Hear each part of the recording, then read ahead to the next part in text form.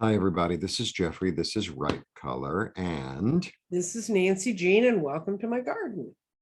so this is the daily duo where we do a dual reading. This is for the full moon, December 19th, full moon Gemini. So it's on the Gemini Sagittarius axis.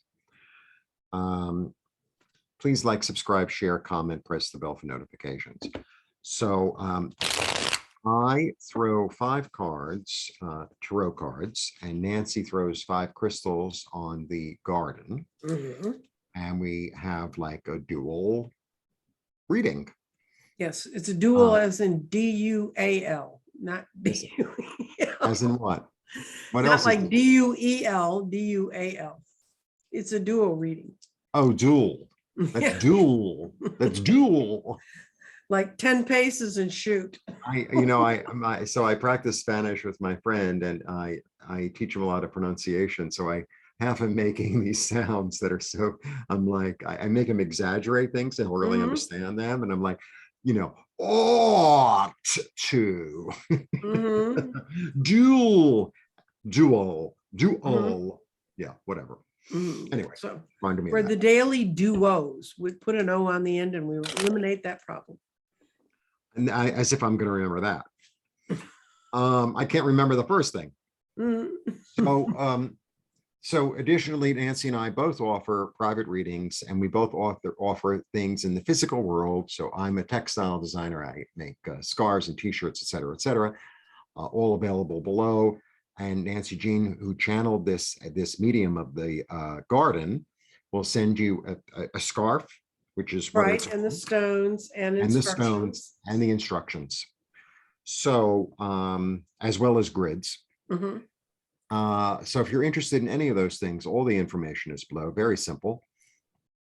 And I think we should start with the reading, no? Oh, yes, we should. And the reason we kind of came up with this sort of more holistic point of view for the collective is because the garden doesn't like duality of the 3D. It likes reading in 4 and 5D. So we're going to ask about the situation for the collective during the full moon. We'll do the full moon. We'll make it its day. Okay. What full moon? But how? That's what does it do to the birds outside your window there? No, those poor birds have all disappeared now. Oh, okay.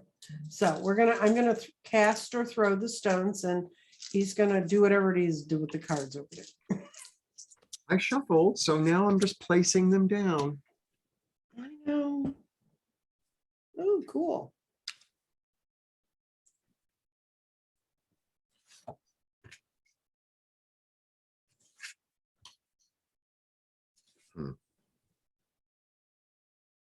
Wow.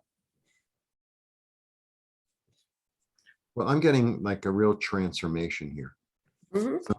Okay, so to begin, the body, I have the 10 of swords. So something is good and over. Yeah, can't get much more over than that picture. And people get all freaked out by some of the cards that look very dark in their iconography. But actually, this is really, it's a really pretty card, right? The colors are really lovely. I love it's vertical and horizontal simultaneously. And if you look really closely, there's no blood. No, that's a nice one. He did a nice drawing on that one. So this is really the end of a way of thinking. And because this end of a way of thinking, a new dawn rises. Right. Right. It's as simple as that. It's not even like, I don't even know so much if it's a transformation as like a new chapter. It's still the same book. It's just a new chapter. It's like, okay, well, we dealt with that. This is the situation with these 2 characters. And now we're going to deal with this other character sort of thing. That was sort of my metaphor. Okay. And then in terms of the mind, take hold of what is yours, what works, what is useful. So it's almost, I feel like, you see how I'm going? It's almost like this miserly in a way. It's like, this is mine and I'm not letting go of it kind of thing. So, maybe this is dead, but there still was something that it's like, and it's mine. And I'm going to use that and use it. In terms of spirit, it's like here we are, yet another healing, yet another journey into wholeness, yet another, but the beginning of it. The beginning of the sphere, right? Right. And then for grounding, so what I'm actually getting today from this card is that there's a grounding in the past. There's a grounding, there's something from the past that was nourishing that you can actually ground yourself in. This might be why you're taking what you need. So I feel like there's a grounding somehow in the past. There's something that, like a memory, or maybe a person or something like that, or a situation that was really very profound actually, and nurturing, that you can actually utilize, that's what I'm getting today. And then for clarity, I get stick to your guns. So both of these are sort of like this energy of confidence and like, don't doubt yourself. Why are you doubting yourself? Don't doubt yourself.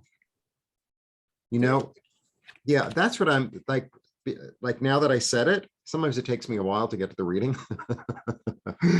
And it's kind of like, don't doubt yourself. You know, it's like the smartest kid in school going up to the teacher at the end of class saying, oh, and the teacher saying, you're the smartest kid in the class. Don't doubt yourself. Oh, it's a little bit like that. That's what I'm talking about. Okay. Well, what we've got in the garden is, we're going to start with the best thing here. It's clarity in the crown chakra space. This tile is called crown chakra. And when I saw the vision of what the crown chakra looks like in my visionary world, it's this grand open space. You go up this hill, it's absolutely magnificent. And there's all kinds of sunlight and air and just a complete flow of energy. And when your stone falls here, everything will become clear. The air, the movement forward, taking you out of where you've been, is all going to come towards you. But this is kind of where you are right now. Your values or your grounding stone is in air, which makes sense since you're going to an airy place. But it says material actions are the path to move forward, which means you have to take the steps. It's not going to just show up on your doorstep. You have to let go of things. You have to go pick up the things you need. You have to deal with that. And this is your body. And your body says, ground your thoughts, ground how your mind feels. So then we go over to, where is your mind? Your mind is cleverly attached to your throat chakra. And your mind is saying, your mind opens, your heart opens the expression of your throat. So what your heart feels and gives to your mind is what's going to come through. And that touches into, because when I cross the lines, I read them that way, that touches into path forward.